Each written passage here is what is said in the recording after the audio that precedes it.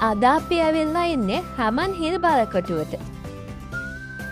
යාපනයේ සහ කරේ නගර අතර යාපනයේ කලපුව මැද පිහිටි පුරාණ මුහුදු බලකොටුවක් තමයි හැමන් හිල් බලකොටුව කියලා කියන්නේ.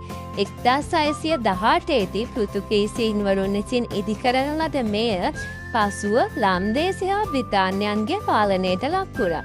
සතුරන්ගේ මුහුදු ආක්‍රමණ වැළැක්වීම සඳහා යුද්ධමය අරමුණින් භාවිතා කළ මෙම බලකොටුව ඉතා ශක්තිමත් ගල් නිර්මාණයකින් සමන්විතයි.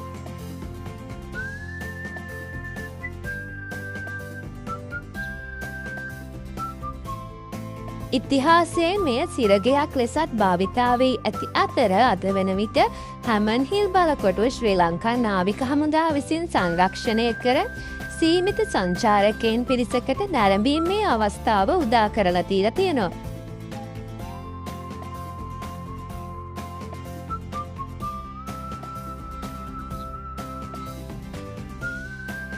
තවත් විශේෂ දෙයක් තමයි අද වන විට ශ්‍රී ලංකා නාවික හමුදා විසින් මෙය සංචාරක නිවාඩු නිකේතනයක් ලෙස පවත්වාගෙන යනවා.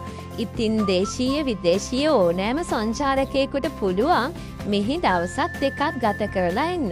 මෙහි තියෙන විශේෂත්වය තමයි ඔයාලට සිරකරුවෙකුගේ අත්දැකීම මෙම නිවාඩු නිකේතනයේ නැවතිලා ලබා ගන්න පුළුවන්.